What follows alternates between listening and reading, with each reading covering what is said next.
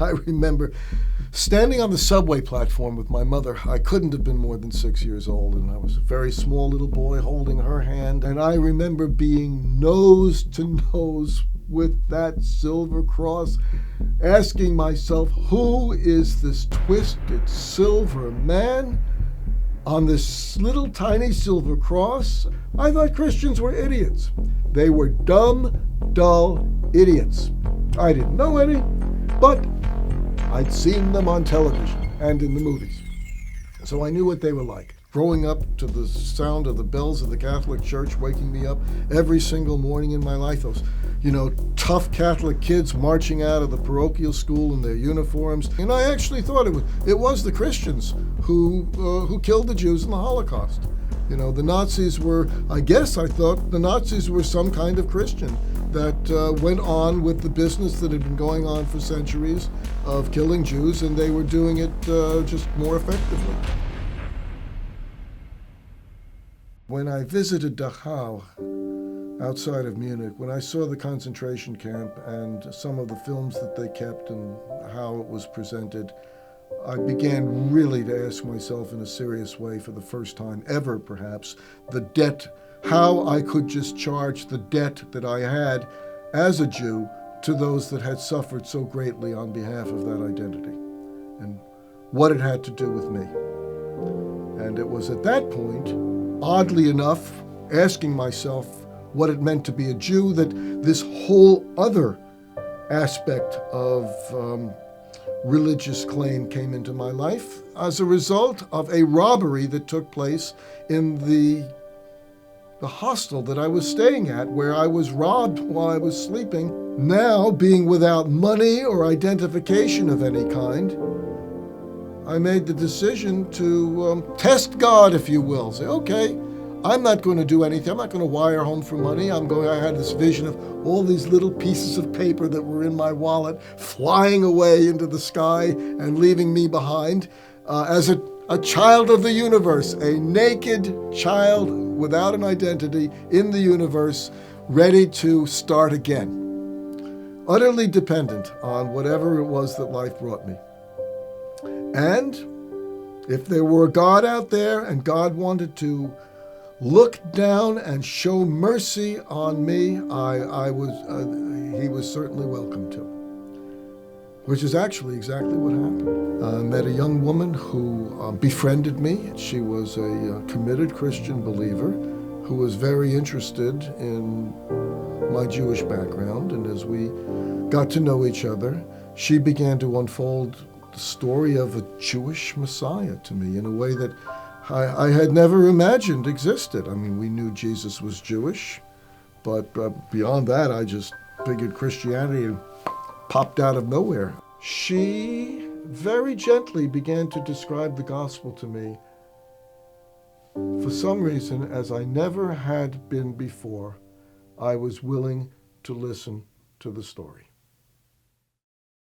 When I was robbed in the youth hostel, I told her something about what had happened to me. She offered to buy me lunch, and suddenly my view of God began to perk up, because I thought, this is like an answer to my prayers. This is what I've been waiting for. Well, when I ask myself how it was that I became receptive to a message that had just been antithetical to me throughout the course of my whole life, growing up as I did, understanding, even though it wasn't even said out loud, but that Jesus was not for us. Jesus was not for Jewish kids, not for Jewish people, and his followers were not to be trusted. I was challenged because I didn't know that anything like this could ever exist, but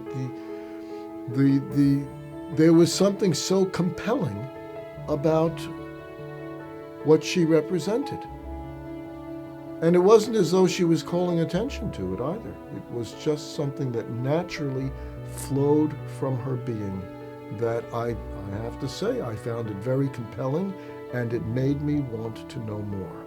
Reading the New Testament was a revelation to me, because I thought it was a Christian book.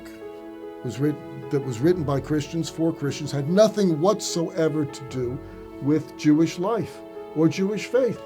And as I began to read the New Testament, I'm reading all of this scripture from the Hebrew Bible that is in the Gospels, and reading about a Jewish Jesus talking to Jewish people about the prophecies and promises of the Hebrew scripture in the land of promise. And I wound up asking myself, all right, what isn't Jewish about this?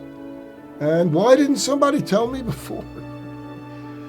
But over the course of about 6 or 7 weeks, as I read the Bible and prayed, learned for the first time, and I don't know, ever really, because something had happened to me in Paris that I couldn't deny. But at the same time, I was terrified. I didn't know how to respond or what to do. I was very frightened that I was going to give myself in a way that I wasn't prepared to do. And I was so intent upon preserving my own freedom and autonomy that it felt as if I was going to, if I believed in God, I was going to betray myself. There was a great contrast between the vivid image that I still retained after all of these years of the crucifix and the silver twisted, lifeless, inert body on that crucifix that I had seen at the hip of that Roman Catholic sister, and the vivid, vibrant, life-giving Messiah that I now began to encounter through the scriptures and in my prayers and in my relationships with other people, and how it was that I was being reshaped in a way that was new. And one of the main ways that was taking place was in the qualities of the relationships that I was having, not only with other believers, but how my attitude was changing toward other people. I distinguish faith and belief. Faith and belief are not the same thing. I think Jewish people have to give themselves permission to believe in order that they may have faith. Walking with God, as I have begun to learn to do, is an extraordinarily enriching, multifaceted way of living. It was through his suffering that he reached me.